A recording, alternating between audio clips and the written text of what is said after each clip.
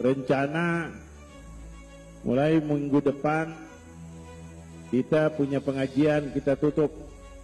Beliau menyentil bibir saya dan memberikan isyarat untuk tutup mulut. Ramai pemberitaan tentang Kiai Imad yang diundang pihak Robitoh Alawiyah, dan kita juga sudah melihat balasan atau jawaban dari Kiai Imaduddin Usman Al-Bantani bahwa beliau tidak bersedia untuk datang di Robitoh Alawiyah. Alasannya yang pertama, lokasi tidak netral, karena sebagaimana kita tahu bahwa Robitoh Alawiyah adalah sarangnya Ba'alwi atau habaib dari Yaman. Kemudian yang kedua, dalam acara tersebut adalah acara tertutup. Artinya yang boleh hadir di acara tersebut hanya orang-orang tertentu.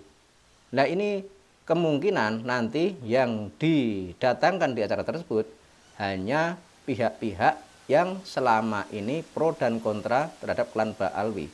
Artinya bisa jadi ini hanya jebakan sebagaimana yang dulu dilakukan oleh penjajah Belanda ketika menangkap Pangeran Diponegoro. Kemudian selanjutnya, kalau pembahasan ini bersifat tertutup, gunanya itu apa? Karena soal polemik nasab, ini kan yang penting itu justru masyarakat di Indonesia agar tahu. Nah, kalau pembahasannya secara tertutup, ya ini sangat mengkhawatirkan. Makanya Kiai Imaduddin Usman Al-Bantani tidak bersedia hadir di acara tersebut. Beliau menyarankan jika misalnya mau debat, ya di tempat yang netral. Dan masih berkaitan tentang hal itu, ini juga lagi viral di media sosial, ada seorang Habib yang membubarkan muridnya, membubarkan jamaahnya. Alasannya itu apa? Kita simak bersama.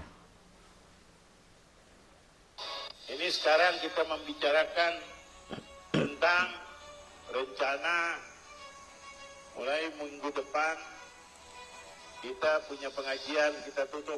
Pengajian ditutup ya ini ya.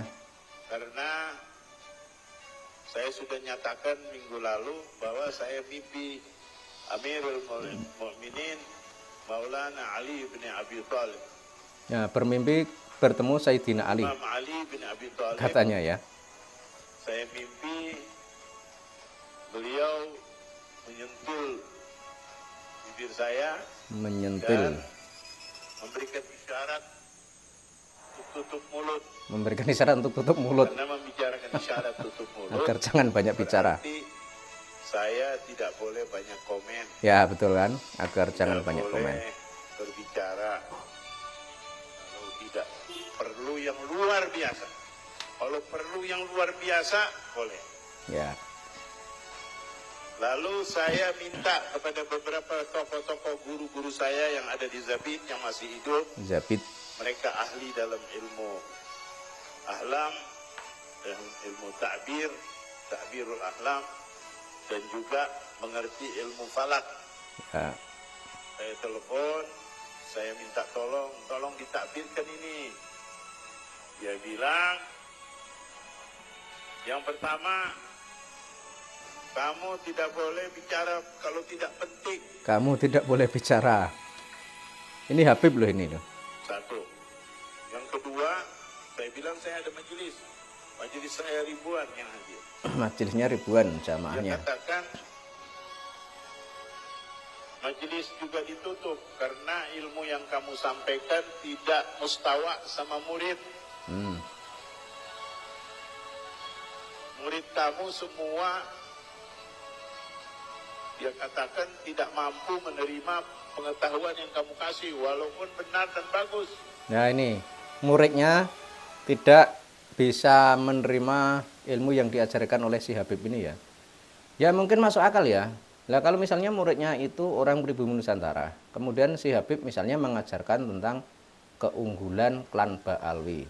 Kemudian dalam ceramahnya hanya bercerita tentang leluhur Ba'alwi, tentang kehebatan Ba'alwi, tentang dongeng-dongeng Ba'alwi, tentang apa saja yang sekiranya mengunggulkan klan Ba'alwi atau habaib dari Yaman. Ya tentu saja orang pribumi yang jelas punya leluhur sendiri, ya lama-lama bosan mendengar seperti itu. Mereka itu bahkan ilmu yang begitu bagus ilmu yang begitu bisa bagus katanya. menimbulkan kesombongan kepada sang murid. Oh gitu. Memang banyak murid saya angkuh. Angkuh, sombong. Ya, Ya angkuh banyak. mungkin angkuh sombong itu Saya sudah coba. tidak mau menerima ini tadi. Siapa sih yang akan terima dengan hal seperti ini? Misalnya Habib hanya menceritakan tentang keunggulan leluhur mereka. Lah orang Nusantara itu juga punya leluhur, leluhurnya juga hebat-hebat. Jadi di sini ya pastilah orang-orang Nusantara lama-lama menjadi enek dan bosen kok yang diceritakan cuma leluhur Ba'alwi saja. Apakah leluhur orang Nusantara tidak ada yang hebat? Pertanyaannya kan seperti itu. Untuk merubah tidak bisa.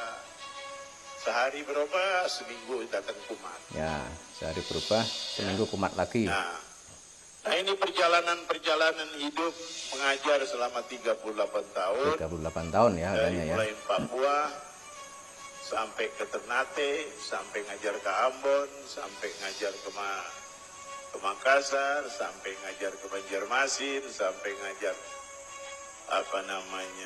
di Depok, ngajar ke Flores, ngajar ke Kupang.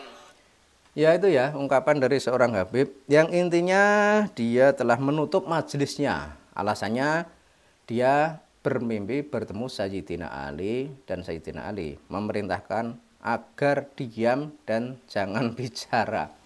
Ya entahlah itu mimpinya benar atau tidak. Tapi kalau kita lihat, kalau kita kaitkan tentang apa yang terjadi sekarang ini, adanya polemik nasab Ba'alwi itu memang punya dampak yang sangat besar.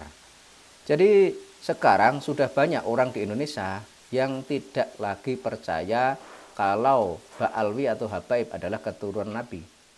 Hal itu tentu berpengaruh minat masyarakat Indonesia terhadap klan Ba'alwi. Sehingga jika Habaib mengadakan pengajian, mengadakan acara, orang-orang pun sudah tidak begitu tertarik. Karena apa? Dulu itu tertariknya orang Nusantara, orang pribumi, tertarik terhadap klan Ba'alwi, tertarik kepada Habaib. Apapun yang dilakukan oleh Habaib itu adalah sesuatu hal yang indah, sesuatu hal yang mendatangkan berkah. Itu karena menganggap Habaib adalah keturunan Nabi. Nah sekarang, begitu ramainya polemik nasab ini, pihak Ba'alwi atau Habaib dari Yaman tidak bisa menunjukkan bukti kalau mereka adalah keturunan Kanjeng Nabi. Yaitu kan sudah kesimpulan bahwa mereka para Habaib atau para Ba'alwi memang bukan keturunan Kanjeng Nabi.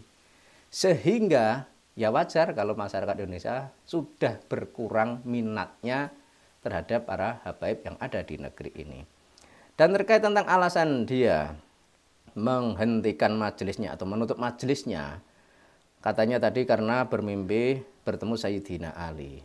Tapi kalau kita lihat, itu mungkin justru salah satu sebabnya bukan karena bermimpi Sayyidina Ali, tapi ya karena adanya polemik nasab ini. Jadi kan ini misalnya yang belum lama ini rame, Kiai Imad diundang oleh pihak Robito Alawiyah untuk melakukan debat ilmiah. Tapi secara tegas Kiai Imad tidak setuju dan tidak akan menghadirinya. Alasannya karena itu tadi, lokasinya di Robito Alawiyah, kemudian peserta yang datang di acara tersebut hanya orang-orang khusus, dan acara tersebut juga tertutup. Ini kan sebuah undangan yang sangat lucu. Padahal ini kan yang penting itu agar rakyat di Indonesia itu banyak yang tahu. Nah kalau pertemuannya hanya tertutup, ya percuma. Dan itu juga berbahaya bagi Kiai Imad, jangan-jangan cuma dijebak. Sehingga bisa dikatakan Pak Habib tadi menutup majelisnya, ya mungkin dia bertemu dengan Sayyidina Ali dalam mimpinya. Tapi kalau kita lihat secara nyata, itu kemungkinan justru malah dari sebab dampaknya tesis ilmiah Kiai Imaduddin Usman Al-Bantani yang menyatakan bahwa nasab Ba'alwi tidak tersambung kepada Kanjeng Nabi. Sehingga orang di Nusantara sudah tidak tertarik lagi berguru atau mengaji kepada Habaib.